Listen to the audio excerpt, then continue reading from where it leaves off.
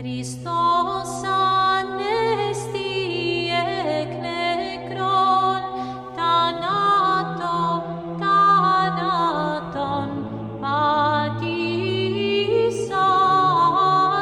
cetis sentis mnimasi, zoin harissamenos. Nous sommes toujours dans le temps de Pâques, jusqu'à l'Ascension, donc on célèbre toujours la résurrection du Seigneur. Ça va bien parce qu'avec le printemps autour de nous, c'est la vie qui émerge partout. Est-ce que la vie émerge dans vos cœurs aussi? Est-ce que vous sentez cette vie nouvelle? Je ne parle pas de vous sentir mieux parce qu'il fait beau, parce que vous rêvez de la plage et autres choses.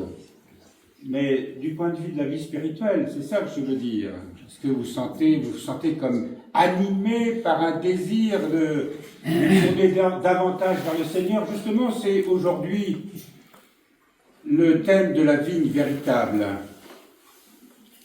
Vous connaissez tous la vigne, il y a un sarment, il y a plutôt un cep planté en terre, et puis quand on greffe un sarment sur ce cep, eh bien, tout naturellement, la sève du cep monte dans le sarment et donne vie au sarment. Il arrive que les sarments meurent parce que soit que la greffe était mal faite, soit que pour des raisons diverses, ça n'a pas pu prendre et la sève n'a pas pu monter dedans. Eh bien ça, c'est nous aussi. Parce que tous nous sommes baptisés, ça veut dire que tous nous sommes greffés par le baptême sur le Christ. Le corps du Christ, la vie du Christ, la résurrection du Christ. Et tant que nous serons attirés vers les choses extérieures, les choses superficielles, eh bien cette sève de la vie spirituelle ne pourra pas accomplir en nous le renouveau qui devrait s'accomplir, c'est-à-dire de passer de l'homme, de l'Adam ancien, du vieil homme au nouvel homme. Et ce nouvel homme doit, chaque jour qui passe, chaque instant qui passe, advenir vraiment en nous. C'est ça la réalité de cette vie véritable. Dès qu'on se tourne vers le Seigneur avec foi, avec un cœur humble et simple, aussitôt, cette vie entre en nous. Et j'aime citer souvent un auteur qui, dans un livre a écrit, qui est ici, qui dit que quand on se tourne vers le Seigneur, on est pur. Même si on n'était pas très fiers de nos actes l'instant d'avant, ou de nos pensées. C'est ça, cette réalité. Dès qu'on se tourne vers lui, eh bien, c'est comme s'il y avait une reprise de cette greffe et qu'à nouveau la vie passait en nous et que quelque chose... Et il nous faut persévérer, justement. Nos pères ne cessent de rabâcher au fil des siècles cette réalité. Ah, si nous pouvions rester le cœur toujours tourné vers le Seigneur, eh bien, nous serions rayonnants de foi, rayonnement de vie, rayonnant de paix, rayonnant d'amour et de compassion. Nous serions vraiment comme cela, et la communauté que nous sommes ici deviendrait un tel exemple, il y aurait des miracles. Parce qu'il y a une autre réalité en ce qui concerne la vigne, c'est que le Seigneur a planté aussi une vigne ici. Et tous nous sommes cette vigne à la fois que nous devons entretenir et que nous devons devenir. Et qu'est-ce que nous allons faire de la mission que le Seigneur nous a donnée? Parce que souvent, nous prenons notre vie chrétienne comme une histoire personnelle qui ne regarde que moi. En quelque sorte, j'en fais ce que je veux. Et nous n'avons pas conscience que nous, chrétiens, avons une mission à remplir, une vocation à vivre. C'est la réalité de la vie de chacun selon, évidemment, le don que le Seigneur lui a donné, chacun selon le chemin que le Seigneur lui indique, bien sûr. Mais en même temps, nous sommes une assemblée, nous sommes une communauté, nous sommes le corps du Christ, nous sommes un en Christ. Et tout ce qui se vit chez les autres, eh bien, se passe aussi en nous. Ça ne veut pas dire qu'il faut se mêler de la vie des autres, mais ça, on sait faire. Et nous l'avons étudié dans le cours d'hier matin, dans ce cours qui avait c'était le deuxième cours sur Dieu est amour. Et c'est un thème tellement profond, tellement beau. Et nous avons vu à quel point aimer impliquait tout un cheminement intérieur. Comment aimer son prochain? Comment donner sa vie à son prochain? Comment aimer ses ennemis, comme nous le demande le Seigneur? Bien, on sait bien que sur le plan humain, ça c'est très difficile. Et qu'on a plutôt envie de se venger, de réclamer justice, etc. Le monde a besoin que nous devenions cet amour-là. C'est ça l'urgence. Il n'y a pas d'autre urgence et c'est l'Évangile qui nous l'indique, que celle-ci, que nous devenions vraiment des apôtres de l'amour, que nous devenions cette vigne véritable, qui porte beaucoup de fruits. Il le dit, notre Seigneur, dans l'Évangile d'aujourd'hui. C'est la gloire de mon Père que vous portiez beaucoup de fruits. Or, voilà ce qui est tragique, c'est que nous ne portons pas beaucoup de fruits. Aujourd'hui, c'est presque un péché que de dire « Ah, mais vous savez, vous pourriez faire des efforts. Vous pourriez avoir une autre vie. » Mais nos pères n'ont pas cessé au fil des siècles de nous indiquer le chemin et de nous secouer pour que nous puissions nous réveiller de cette espèce de léthargie. Eh bien, il suffit de pas grand-chose. On sait bien que le Seigneur ne nous juge pas, ne nous condamne pas. On sait bien que le Seigneur n'est que miséricorde et amour pour nous. Mais cet amour et cette miséricorde, si elle nous est accordée, il faut encore nous ouvrir à lui. Et c'est ça le problème de notre existence. Il y a tellement de choses qui nous attirent ailleurs. Et le diable fait tout ce qu'il peut, d'ailleurs, pour nous détourner de cette réalité. Je crois que c'est hier que nous lisions un père du désert qui s'appelait Agathon, et qui disait que le plus difficile, c'est vrai, c'est de prier. Et le diable fait tout ce qu'il peut pour nous détourner de la prière, parce qu'il sait que quand on prie, il est vaincu, il ne peut rien faire. Quand nous prions, et même si nous avons le sentiment de mal prier, quelquefois on sent qu'il faut prier, mais on n'en a pas envie. Par paresse, par fatigue, par toutes sortes de sentiments et d'émotions qui nous traversent. Mais la foi qui a été mise dans notre cœur et qui est un don de Dieu, nous permet au moins de tourner, c'est le Saint Tugdual, ça je le dis souvent aussi, du moins je l'ai répété plusieurs fois, qui nous dit, mais même si on a le sentiment que le Seigneur est loin, parce que nous on est tellement loin, eh bien au moins tourner son regard vers lui. Et un contact s'établit. Et la sève du cep, la sève de la vie divine, commence à nous sortir des ténèbres, à nous éclairer, à nous arracher à la mort pour nous faire entrer dans la vie. Les mots sont forts, c'est vrai, on ne se rend pas compte que quand on est, même si on a une vie honnête telle qu'on le concevrait aujourd'hui, ça ne suffit pas, bien sûr. Et le monde souffre, et notre pays particulièrement souffre, justement parce que l'amour n'est pas aimé. C'est Saint François qui disait ça. L'amour n'est plus aimé. Il parlait évidemment de cet amour divin. Le christianisme ne fait que commencer. Hier, j'ai utilisé un passage de ce martyr de l'Église russe, le père Alexandre Mene, et qui avait, la veille de son assassinat, prophétisé. Le christianisme ne fait que commencer. Et il doit entrer dans une autre phase à travers le temps que nous vivons. Mais cela dépend de nous. On attend un prophète, on attend un libérateur. C'est ce qui s'est passé pour Jésus. D'ailleurs, c'est pour ça qu'on l'a crucifié, parce que c'était justement pas le plan. Il a créé, au contraire, une église où chacun de nous doit être porteur de cette vie nouvelle. Chacun de nous doit la transmettre à son prochain. Vous vous souvenez de cette vision qu'on rappelle souvent, et pardon pour ceux qui l'ont entendu souvent ici, cette vision de Monseigneur Maël, quand il voyait un calice d'or avec un cœur d'or vivant qui rayonnait d'une lumière extraordinaire, éblouissante.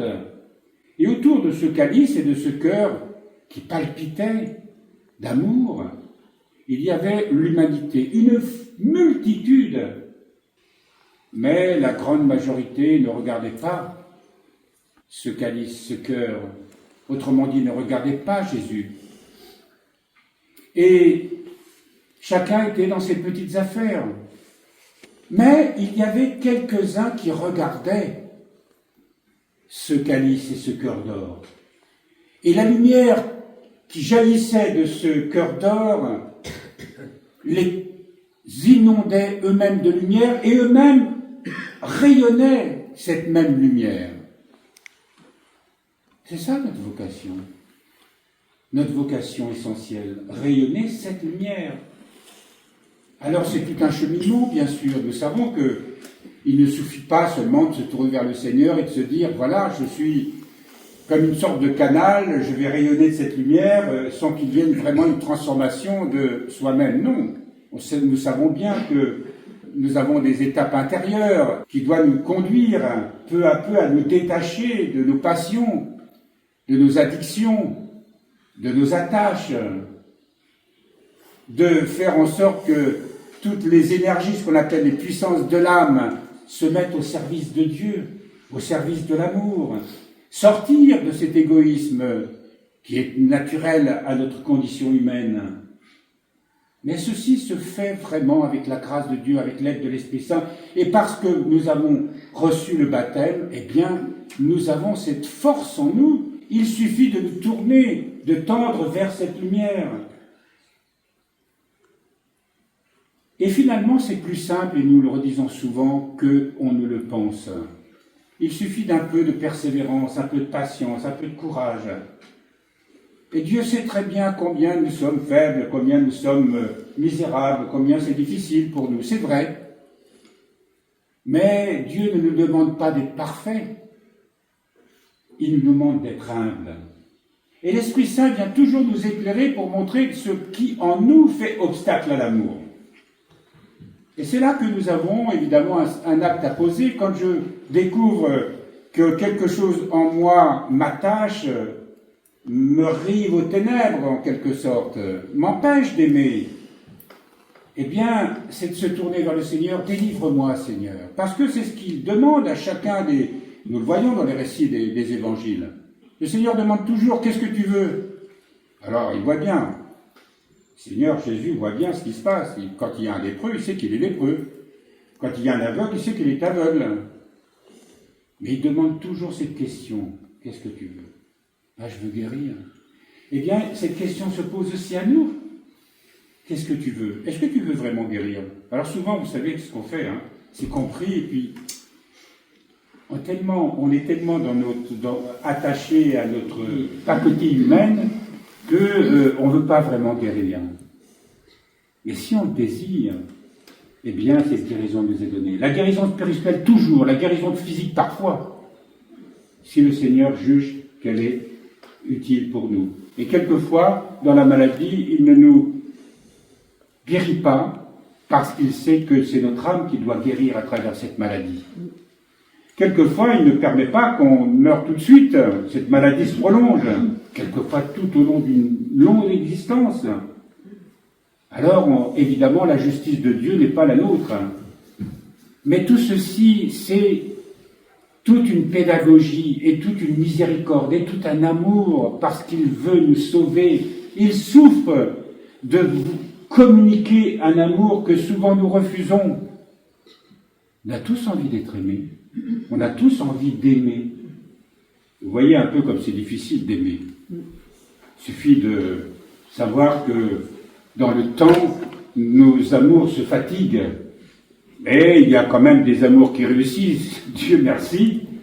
Et ils réussissent surtout si on s'abreuve à la source de tout amour. Toute espérance, tout désir profond, toute pensée noble doit s'abreuver à la source de l'amour vrai. Alors aujourd'hui, c'est un rappel, cette vie véritable.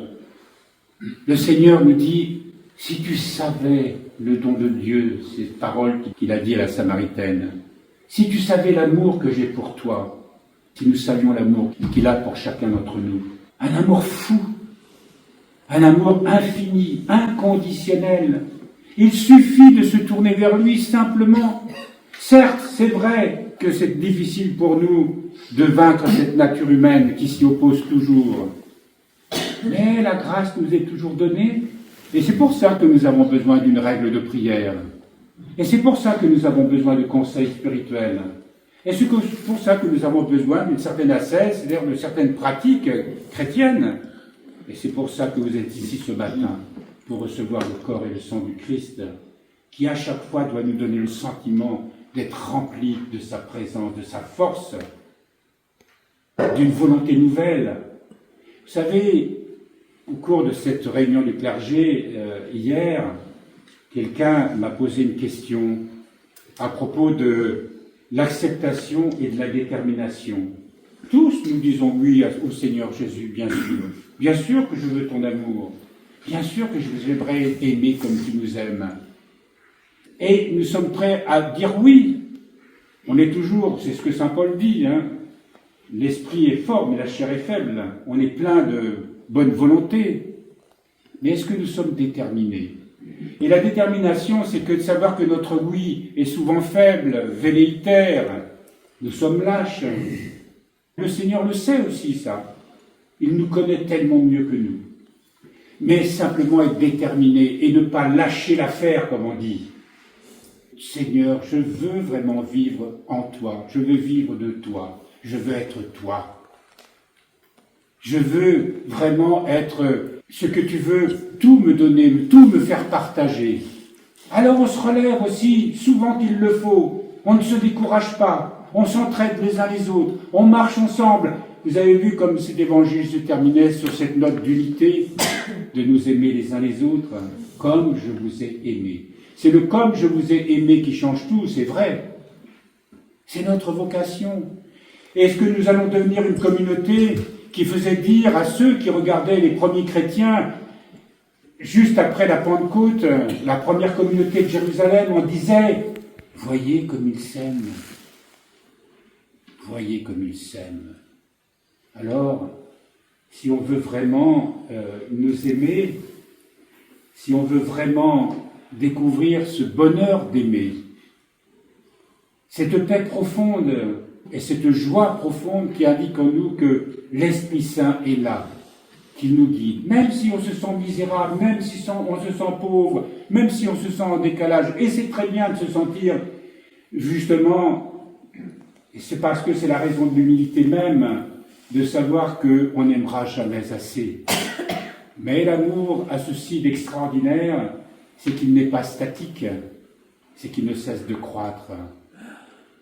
Face en ce jour, et à travers ce que nous avons, ce don d'amour que Dieu va nous faire à travers cette Eucharistie, que notre cœur soit blessé, touché, blessé au sens d'un amour soudain qui naît en nous, de ce sentiment d'être aimé et de ne plus pouvoir jamais l'oublier et de le désirer toujours, encore et encore.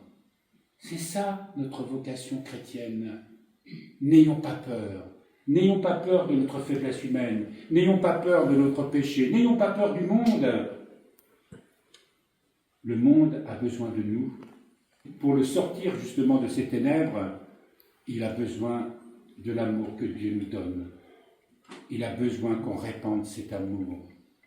Et vous savez, puisse le Seigneur nous donner cette grâce d'être comme les saints qui pleuraient sans cesse sur le monde parce que le monde ne connaissait pas l'amour de Dieu, parce qu'il ne connaissait pas le Christ.